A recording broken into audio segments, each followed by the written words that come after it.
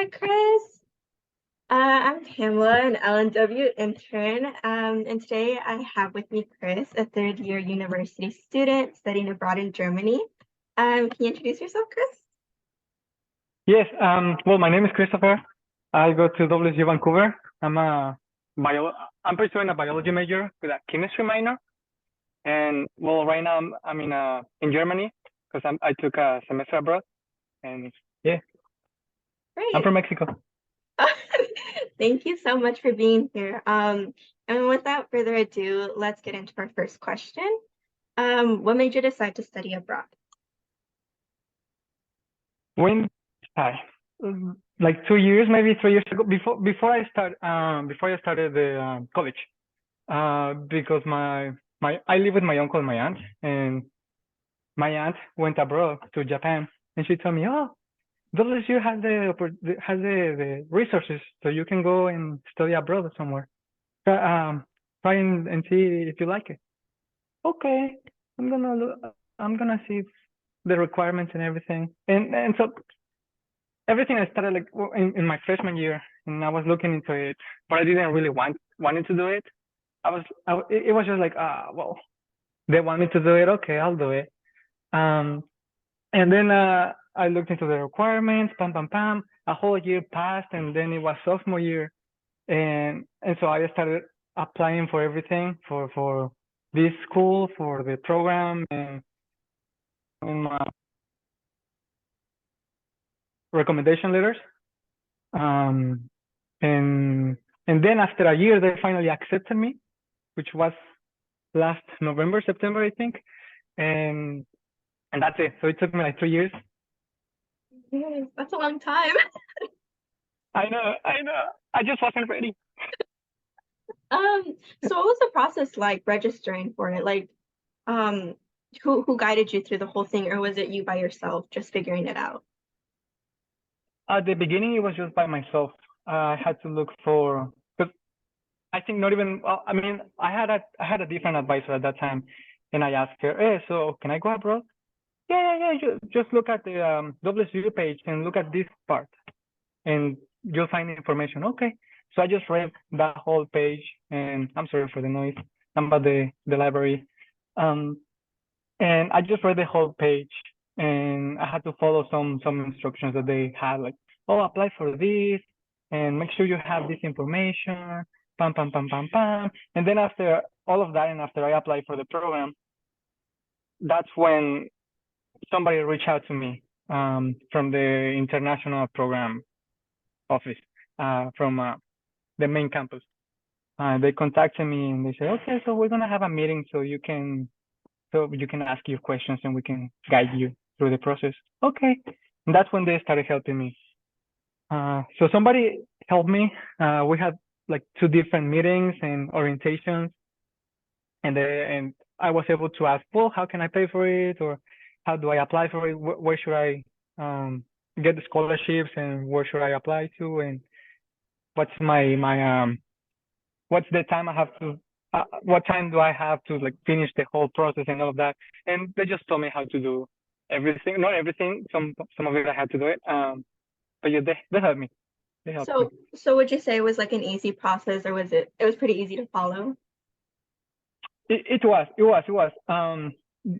I mean, it's really easy to apply for it, and they help you if you reach out. I think for me the hardest, and not because it was hard, but because it took a long time, was getting the letter of recommendation. Because my original plan was going abroad last semester for fall, Mhm. and because the professor that I asked for the letter of recommendation, he couldn't finish it on time. Um, he needed more time, and I needed to submit the letter of recommendation like 6 months before the program started.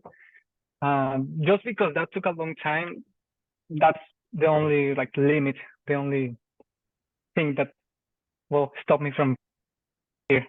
Yeah. Well, okay. Well, that's good that it wasn't such a it seemed tedious, but it seemed like you had the right guidance and everything, so that's good. Yeah, yeah, Um, yeah. I know you've been there for just a couple of weeks, right? Like you haven't been there long. But Yeah. in these couple of weeks that you've been there, have you experienced culture shock or imposter syndrome? I think the first day I got here like 10 p.m. and it was so dark. I couldn't do anything. Everything was closed, and well, I didn't know the language. The cafeteria was closed. I didn't have anything to eat. I was just so tired, and I didn't have anybody to talk to. And and they just left me in my room. They just told me, okay, this is your dorm.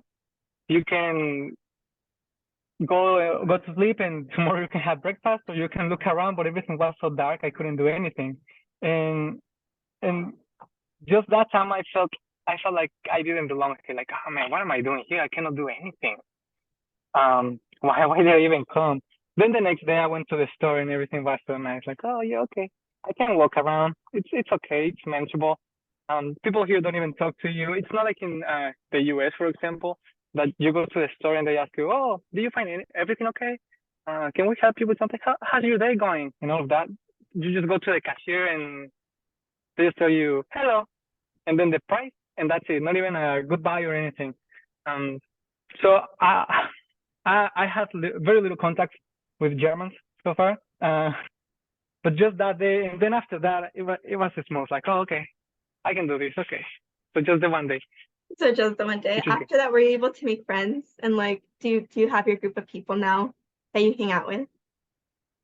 Yes, I'm currently hanging out with the other exchange students, which I think it's only seven plus me.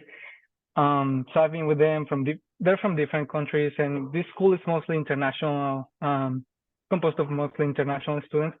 So I've seen only a couple of Germans, and the rest are from like India and Korea and all of those places over there. Um, but yes, I've made some friends so far, which is nice. Oh, that's nice. Okay. Um, so do you believe this opportunity? I know you've only been there for a couple of weeks, but do you believe this opportunity is helping in your professional development, or is it something you just decided to do like for funsies and because your uncles told you to? Okay, let me tell you the whole story, okay? I'm a storyteller. Okay. Um, my plan was going to Italy because I wanted to take cooking classes. So my plan was losing a semester just to take cooking classes, and I could and have the chance to explore and do whatever I wanted to do in Italy. And well, I couldn't do those classes. They didn't offer cooking classes, only fashion classes. And I said, no, I don't want to do that. Let me just go to Germany. Okay.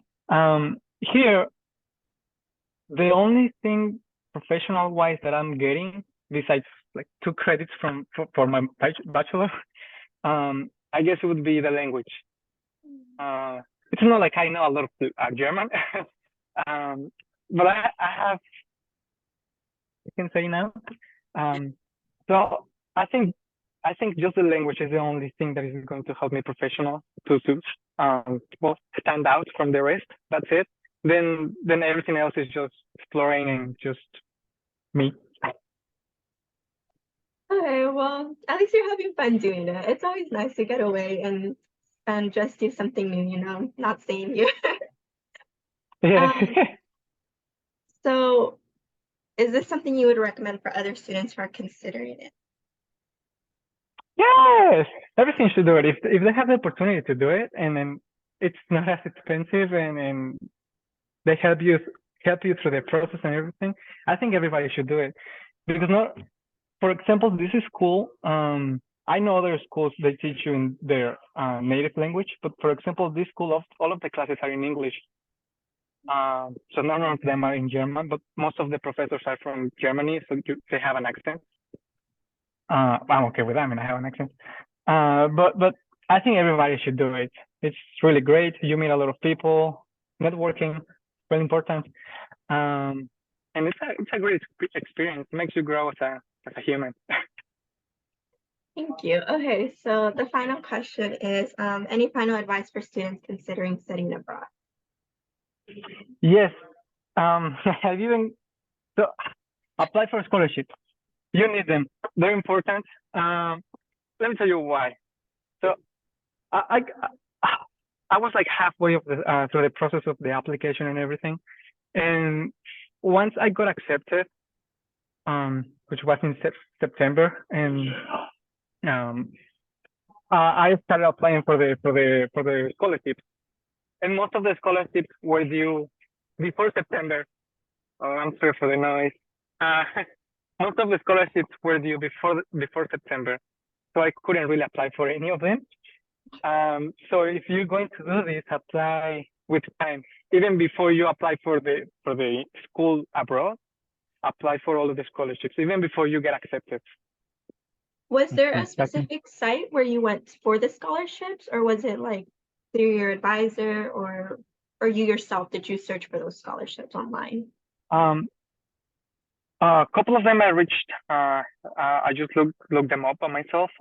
Some others for example, WSU, the Washington State University page, they have a little section where they have scholarships for international or study abroad. You can click on that and they give you a bunch of scholarships. And also in one of the orientations that I had with the international officers, they told me, okay, well, there's another, you can click on this link and it's a bunch of other scholarships you can apply to. So they give you a scholarship and you can also look for scholarships. Okay, that sounds nice. Well, thank you so much for your answers and thank you for taking time out of your day. I know it's nighttime over there, no? It's like 10 o'clock. It's 10, Yeah, well, oh, I'm it's so dark. Well, sorry. It's the time difference. But thank you for taking time out of your night to have this little interview with me. I know the people at LNW, the people who follow us, will greatly appreciate your answers to these questions in regards to studying abroad. And again, just thank you for being here. you're welcome. Thank you for having me. Bye, Chris.